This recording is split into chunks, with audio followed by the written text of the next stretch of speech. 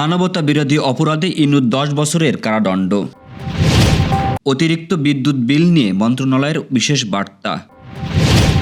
সংসদে ছাঁটাই প্রস্তাবের আলোচনা প্রত্যাহার বিরোধী দলের। ইসলামী ব্যাংক নিয়ে জল্পনা নয়, ধৈর্য ধরার আহ্বান গভর্নরের। জুলাইয়ে অপরিবর্তিত থাকবে জ্বালানি তেলের দাম। হরমুজ ব্যবস্থাপনায় ঐকমত্যে পৌঁছেছে ইরান ও ওমান। মেসিকে বিশেষ উপহার দেওয়ার ঘোষণা দিলেন কেপ ভার্দের প্রেসিডেন্ট। দর্শক শুনছিলেন সন্ধ্যার খবরের প্রধান শিরোনাম, এবার বিস্তারিত। তার আগে আমাদের ইউটিউব চ্যানেল সাবস্ক্রাইব করুন এবং সব খবর পেতে ফেসবুক পেজ ফলো করে রাখার পাশাপাশি ওয়েবসাইট ভিজিট করুন। জুলাই গণ অভ্যুত্থানের সময় কুষ্টিয়া 6 জনের হত্যাসহ 8 অভিযোগে দায়ের করা মানবতা বিরোধী অপরাধের মামলায় জাসদ সভাপতি হাসানুল হক ইনুকে 10 বছরের সশ্রম কারাদণ্ড দিয়েছে আন্তর্জাতিক ট্রাইব্যুনাল 2। মঙ্গলবার বিচারপতি নজরুল ইসলাম চৌধুরীর নেতৃত্বে 3 সদস্যের ট্রাইব্যুনাল এ রায় দেন। ইনু আদালতে উপস্থিত ছিলেন। রায়ে নির্যাতন, রাজনৈতিক নিপীড়ন, ষড়যন্ত্র ও উস্কানিমূলক 3টি অভিযোগে 10 বছরের সাজা এবং 2টি অভিযোগে 1 লাখ টাকা করে ক্ষতিপূরণ দেওয়া হয়। তবে সাজাগুলো একসঙ্গে কার্যকর হওয়ায় তাকে মোট 10 বছর কারাদণ্ড ভোগ করতে হবে। 5টি অভিযোগ থেকে তাকে খালাস দেওয়া হয়েছে। মামলার অভিযোগ ছিল 2024 সালে জুলাই আন্দোলনের সময় আন্দোলনে দমনে উস্কানি, নির্দেশনা ও কুষ্টিয়ায় পুলিশি অভিযানে ভূমিকা রাখেন ইনু। রাষ্ট্রের পক্ষ থেকে 10 জনের সাক্ষ্য গ্রহণ নেন এবং বিভিন্ন নথি, অডিও ও ভিডিও প্রমাণ উপস্থাপন করা হয়। অন্যান্য মাসের তুলনায় জুনে অনেক গ্রাহকের বিদ্যুৎ বিল অস্বাভাবিক বেশি এসেছে।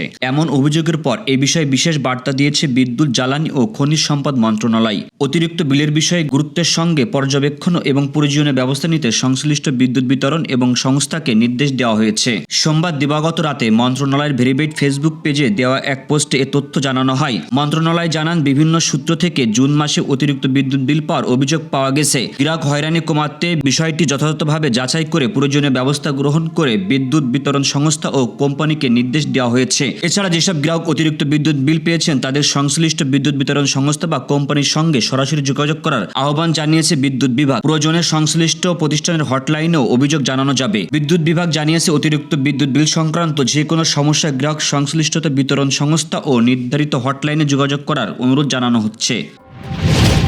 জাতীয় সংসদে 2026-27 অর্থ বছরে বাজেটের বিভিন্ন দাবির উপর আনা সব ছাঁটাই প্রস্তাব প্রত্যাহার করেছে বিরোধী দল। মঙ্গলবার জাতীয় সংসদে দ্বিতীয় ও প্রথম বাজেট অধিবেশনের 19তম দিনের বৈঠকে এ ঘোষণা দেন বিরোধী দলীয় নেতা ডাক্তার শফিকুর রহমান। ছাঁটাই প্রস্তাবের উপর আলোচনা শুরুর আগে স্পিকারের অনুমতি নিয়ে তিনি বলেন, বিরোধী দলের পক্ষ থেকে বিভিন্ন মন্ত্রণালয়ের দাবির উপর ছাঁটাই প্রস্তাব দেওয়া হলেও সেগুলো গৃহীত হওয়ার কোনো সম্ভাবনা দেখা যাচ্ছে না। তাই সংসদের মূল্যবান সময় বাঁচাতে এবং অধিবেশনের কার্যক্রম সহজ করতে সব প্রস্তাব একসঙ্গে প্রত্যাহার করা হচ্ছে। ডাক্তার শফিকুর রহমান বলেন, সংসদের রেওয়াজের প্রতি সম্মান দেখিয়ে তারা এই সিদ্ধান্ত নিয়েছেন। এতে সরকারি দলের কার্যক্রম পরিচালনা ও সহজ হবে বলে তিনি মন্তব্য করেন। পরে স্পিকার হাফিজউদ্দিন আহমেদ বীর বিক্রম বিরোধী দলের আহ্বান মঞ্জুর করেন। তিনি জানান, ট্রাজিটি বেঞ্চ বিষয়টি গ্রহণ করেছে। এরপর সংশ্লিষ্ট মন্ত্রীরা বাজেটের দাবিগুলো উত্থাপন করলে সেগুলো বিধি অনুযায়ী সরাসরি ভোটে উপস্থাপন করা হবে। ইসলামী ব্যাংকে ঘিরে চলমান জল্পনা কল্পনা থেকে বিরত থাকার আহ্বান জানিয়েছে বাংলাদেশ ব্যাংকের গভর্নর মোহাম্মদ মোস্তাকুর রহমান। মঙ্গলবার নতুন মুদ্রানীতি ঘোষণা উপলক্ষে আয়োজিত সংবাদ সম্মেলনে তিনি বলেন, অতিরিক্ত আনুমানিক নির্ভর আলোচনা পরিস্থিতিকে আরও জটিল করতে পারে। তাই সবাইকে ধৈর্য ধরে পরিস্থিতি পর্যবেক্ষণের অনুরোধ জানান। গভর্নর বলেন, আওয়ামী লীগ সরকারের আমলে বিভিন্ন ব্যাংকের 17,250 কোটি টাকার তারতম্য সহায়তা দেওয়া হলেও অন্তর্বর্তী সরকারের সময় তা বেড়ে 51,000 কোটি টাকায় পৌঁছায়। তিনি বলেন, দায়িত্ব নেওয়ার পর প্রথম 4 মাসে কোনো ব্যাংকের তারল্য সহায়তা দেওয়া হয়নি। তবে ইসলামী ব্যাংক ইতিমধ্যে 13,000 কোটি টাকা সহায়তা দেওয়া হয়েছে। তিনি আরও বলেন, বাংলাদেশ ব্যাংক পরিস্থিতি নিবিড়ভাবে পর্যবেক্ষণ করছে এবং প্রয়োজনীয় পদক্ষেপ নিচ্ছে। তবে ইসলামী ব্যাংক সম্পর্কিত সব সিদ্ধান্ত ব্যাংক কোম্পানির আইন অনুযায়ী নেওয়া হবে। আইনের বাইরে কোনো ব্যবস্থা নেওয়া হবে না।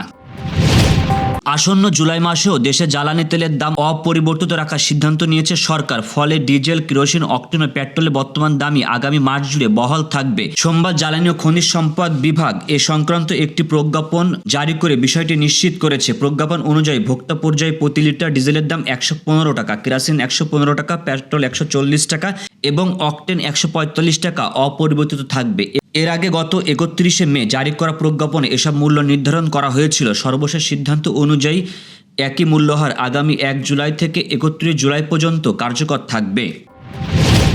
হরমুজ প্রণালীর ভবিষ্যৎ ব্যবস্থাপনা নিয়ে প্রথম যৌথ কমিটি বৈঠক করেছে ইরান ও ওমান। বৈঠকে প্রণালীটি ভবিষ্যৎ পরিচালনা নিয়ে দুদেশ মত বিনিময় করেছে এবং এ বিষয়ে একটি সাধারণ ঐকমত্যে পৌঁছেছে বলে জানিয়েছে ইরানের উপপররাষ্ট্রমন্ত্রী কাজেম ঘারিবাবাদি। আল জাজিরা এ খবর জানিয়েছে।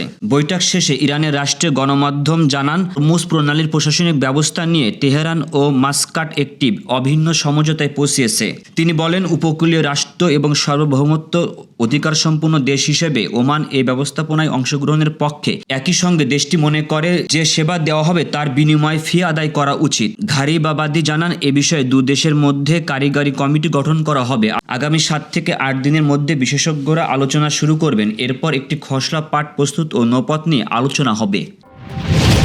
প্রথমবারের মতো বিশ্বকাপে অংশ নিয়ে রাউন্ড অফ 32-এ জায়গা করে নিয়েছে আলোচনায় থাকা কেপ ভার্দে। স্পেন, উরুগুয়ে ও সৌদি আরবের মতো শক্তিশালী প্রতিপক্ষের বিপক্ষে লড়াই করে নকআউট পর্ব নিশ্চিত করা আফ্রিকার ছোট্ট এ দ্বীপটি এবার মুখোমুখি হচ্ছে বর্তমান বিশ্ব চ্যাম্পিয়ন আর্জেন্টিনার। আগামী শনিবার বাংলাদেশ সময় ভোর 4টায় মায়ামিতে অনুষ্ঠিত হবে বহুল প্রতীক্ষিত এই ম্যাচ। এর আগে লিওনেল মেসিকে বিশেষভাবে সম্মান জানানোর ঘোষণা দিয়েছে কেপ ভার্দের প্রেসিডেন্ট হোসে মারিয়া নেভেস।